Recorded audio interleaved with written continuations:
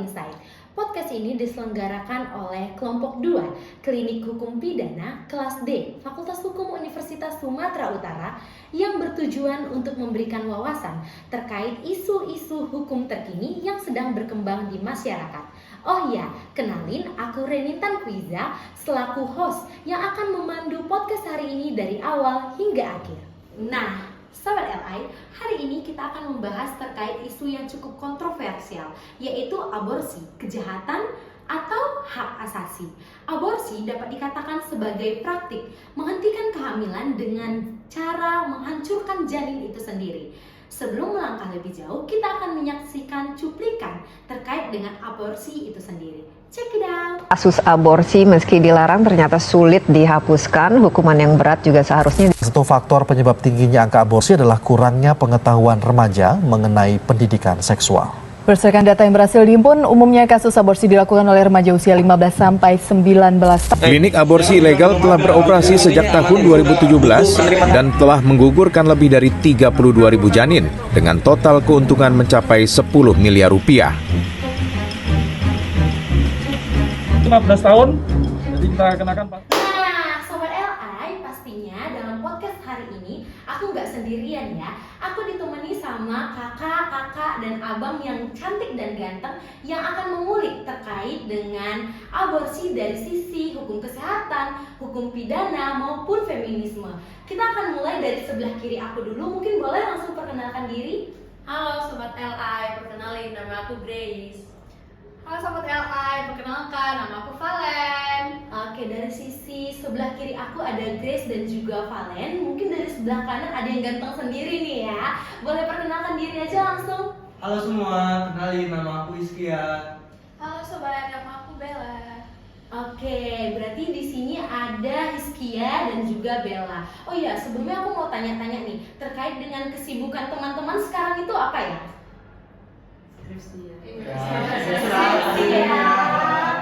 Oke, tetap semangat ya buat kita semuanya.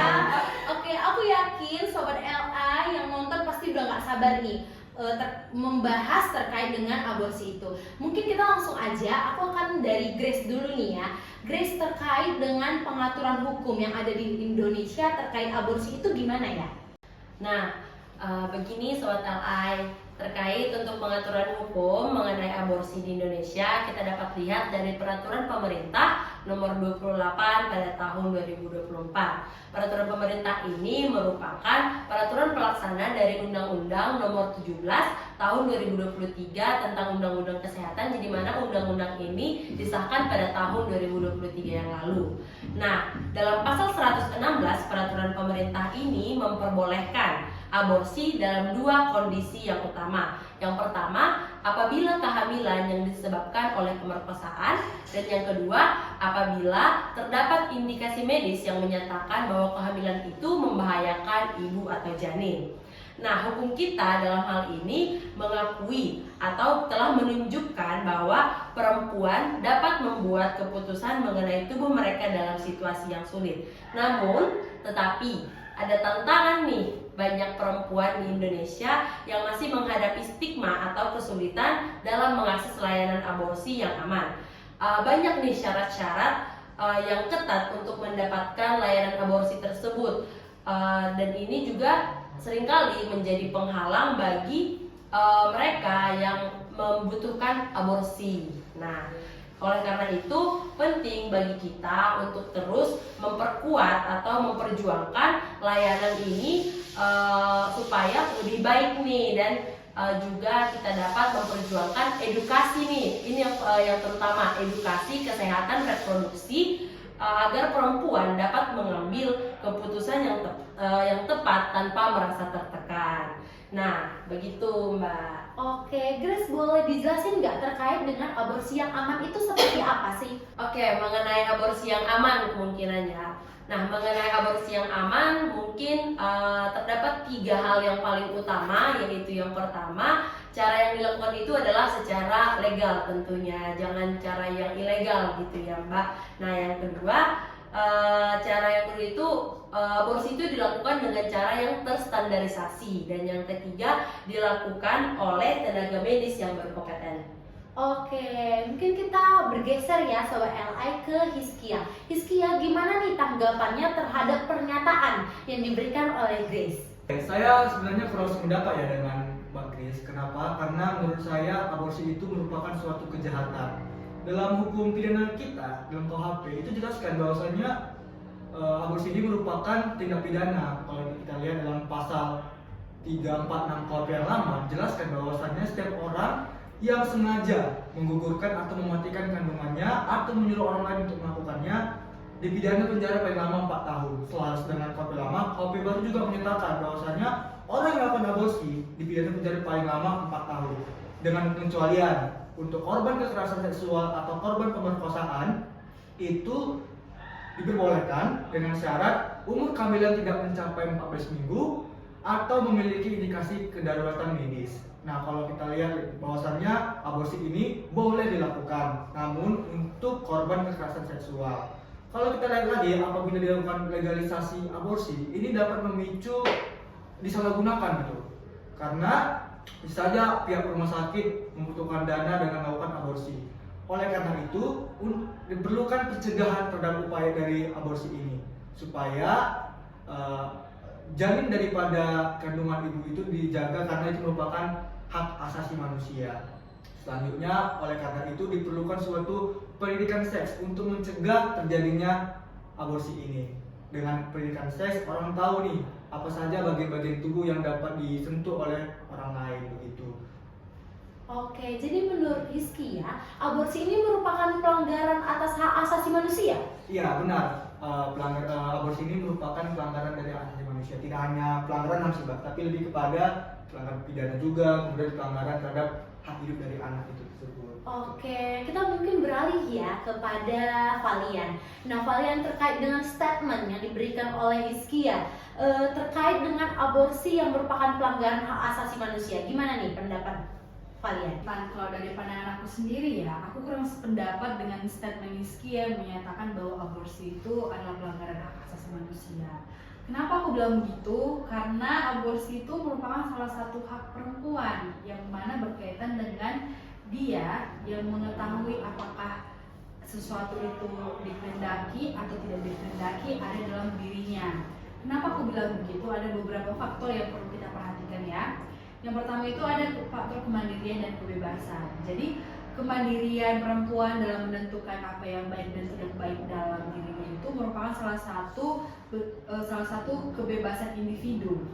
Nah, dengan adanya ini perempuan itu bebas memilih untuk melanjutkan atau tidak melanjutkan kehamilan yang ada pada dirinya, terlepas dari keluarga ataupun masyarakat dan bahkan pemerintah yang mengintervensinya. Nah, jadi kebebasan ini sendiri sangat penting untuk perempuan supaya dia itu bisa menentukan kehidupannya berdasarkan nilai-nilai dan kepercayaan yang dianutnya. Nah, yang kedua itu ada berkaitan dengan kesehatan dan juga kesejahteraannya.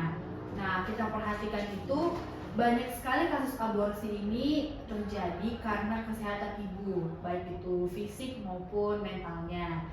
Nah, aborsi ini seringkali dilakukan juga dalam konteks hal yang kedaruratan medis lah ya. Sehingga dengan kita memberikan kesempatan wanita untuk memilih, kita itu sudah memberikan dia kesempatan untuk hidup sehat dan sejahtera. Nah, yang ketiga itu ada berkaitan dengan dampak sosial dan juga dampak ekonomi. Hal ini terutama mengenai kehamilan yang tidak diinginkan. Kehamilan yang tidak diinginkan oleh perempuan itu memiliki dampak yang sangat panjang. Hal ini berkaitan dengan pendidikannya, karirnya, dan bahkan stabilitas ekonomi yang dimilikinya.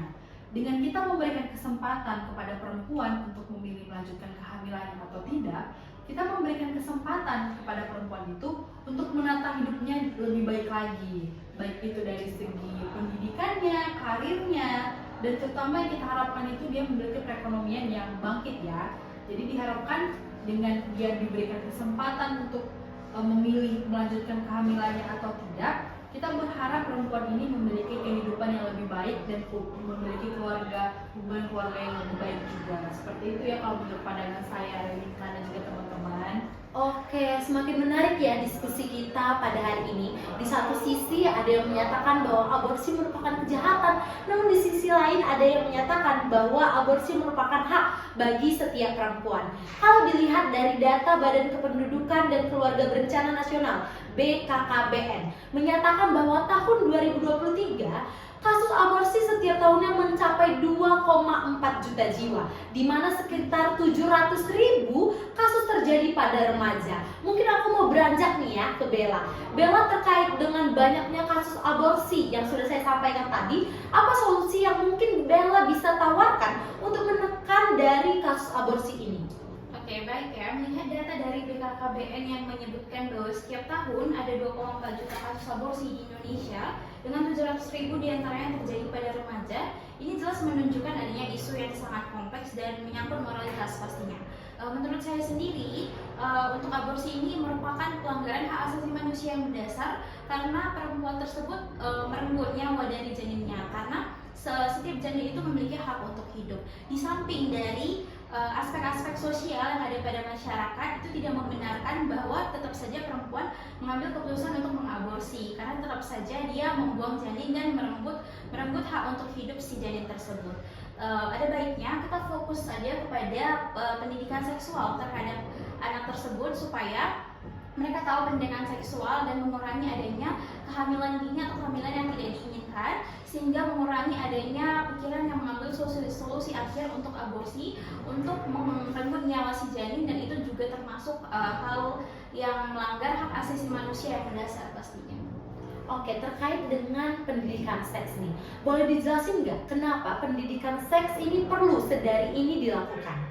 Ya, untuk berbicara tentang pendidikan seksual, pastinya ini adalah hal-hal yang sangat marak di sekitar masyarakat sekarang, karena sangat banyak kasus yang merupakan pelecehan seksual atau kekerasan seksual dan lain-lain sebagainya. Maka dari itu, saya percaya untuk orang tua zaman sekarang itu untuk ditanamkan pengetahuan seksual terhadap anaknya sejak dini. Kenapa? Yang pertama, kita tahu anak-anak pasti mempunyai keinginan tahu yang tinggi, dan mereka pasti mencari tahu dan ingin tahu apa fungsi-fungsi dari tubuh mereka dan apa perbedaan laki-laki dan perempuan. Oleh sebab itu, orang tua diperbolehkan untuk mengetahui dan memberitahu kepada anak-anaknya fungsi-fungsi tubuh dari mereka sendiri, sehingga mereka tahu fungsinya dan juga mereka tahu pembedaannya terhadap perempuan dan laki-laki.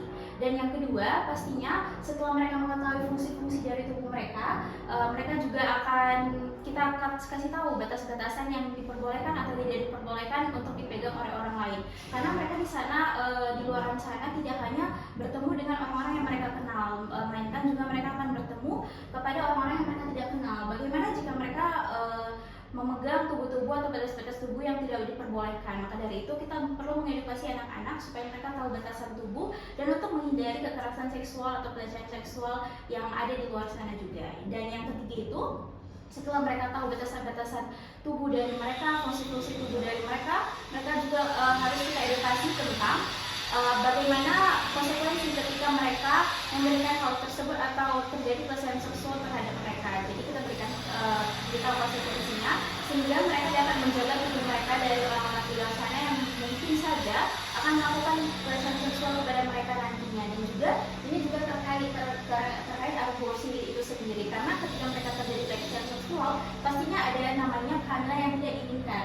Maka dari itu mereka pasti solusi akhirnya akan melakukan aborsi supaya tidak ketahuan orang tua atau pengaruh sosial orang-orang lain pasti akan dibicarakan dan lain sebagainya.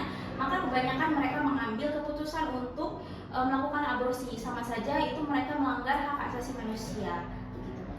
Oke, udah cukup panjang ya. Mungkin aku mau balik lagi ke Grace. Gimana nih tanggapannya terkait dengan yang sudah disampaikan sama Bella?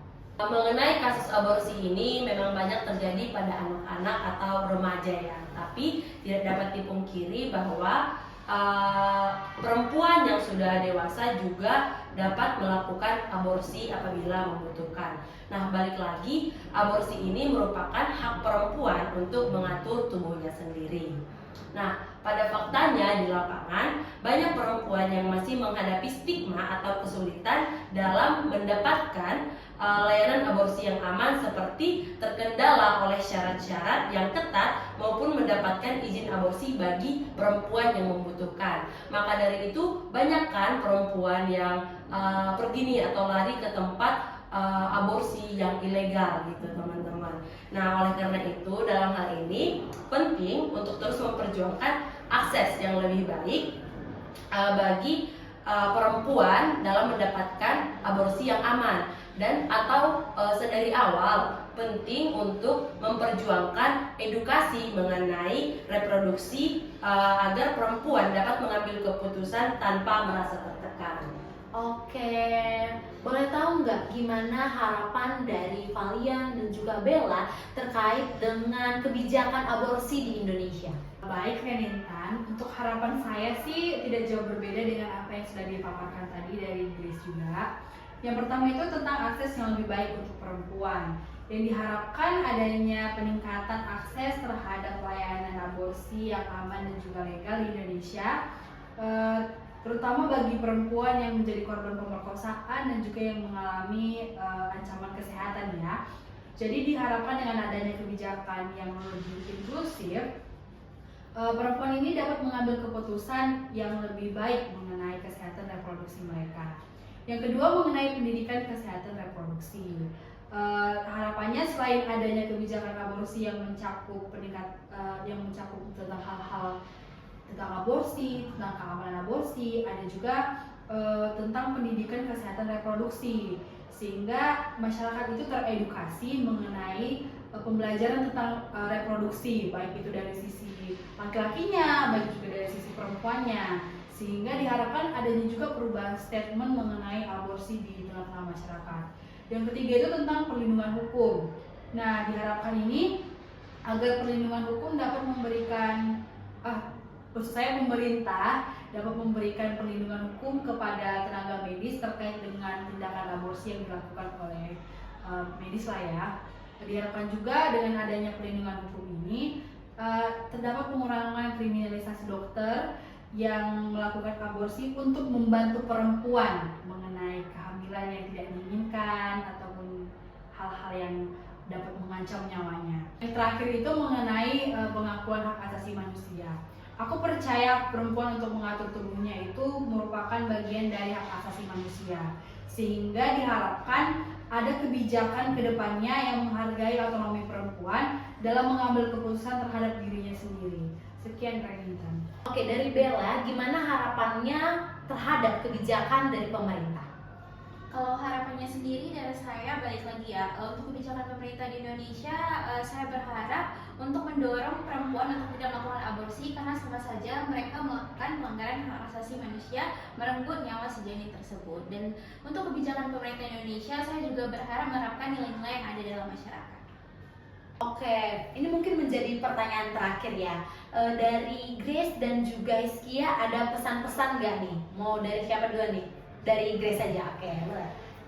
Pesan ya untuk mengenai hal yang udah kita bahas ini. Jadi pesan dari aku itu penting bagi kita untuk terus berdialog, mencari solusi yang tidak merugikan pihak manapun, atau mencari solusi yang baik bagi semua pihak yang terlibat, terutama perempuan yang membutuhkan dukungan dalam situasi yang sulit. Kalau dari Hiskia gimana? Sama seperti Grace juga ya, mengenai tentang berdialog, kita sama manusia juga harus bisa berdialog bagaimana supaya aborsi ini tidak terjadi, karena kalau kita lihat dampaknya itu akan merugikan dari ya perempuan dan juga bayi yang dikandung dari perempuan tersebut. Oke, udah cukup panjang ya pembahasan kita pada hari ini. Aku coba untuk menyimpulkan pembicaraan kita pada hari ini, bahwa pada dasarnya menurut PP nomor 28 tahun 2024 yang merupakan peraturan pelaksana dari Undang-Undang nomor 17 tahun 2023 tentang kesehatan, hanya memperboleh aborsi dilakukan dalam dua kondisi nih sobat. Yang pertama, jika kehamilan disebabkan oleh kekerasan seksual, dan yang kedua, jika ada indikasi medis yang membahayakan nyawa ibu dan janin. Namun aturan ini kemudian menimbulkan pro dan kontra. Pihak pro menekankan perempuan memiliki hak untuk mengatur tubuh mereka sendiri. Aborsi dianggap penting untuk kesehatan fisik dan mental perempuan serta untuk menghindari dampak sosial dan ekonomi dari kehamilan yang tidak diinginkan. Sedangkan dari pihak kontra menganggap aborsi sebagai bentuk pelanggaran hak hidup janin maksud saya, dan melanggar hukum pidana Indonesia. Oleh sebab itu, perlu untuk mencegah terjadinya aborsi yang dilakukan dengan mengedukasi ataupun pendidikan seks yang komprehensif sebagai solusi untuk mencegah kehamilan yang tidak diinginkan. Isu aborsi tentunya membutuhkan dialog yang terbuka untuk mencapai keseimbangan antara hak perempuan atas tubuh mereka dan perlindungan hak atas hidup janin, pendidikan, dukungan sosial, dan juga kebijakan yang inklusif menjadi kunci untuk menangani isu ini secara adil dan juga manusiawi. Mungkin sekian untuk podcast kita kali ini. Saya mengucapkan terima kasih untuk Grace, Valian, Bella, dan juga Hizkia untuk podcast kita. Ini adalah topik yang kompleks, memerlukan perhatian serta dialog yang lebih lanjut kepada semua pihak yang terkait.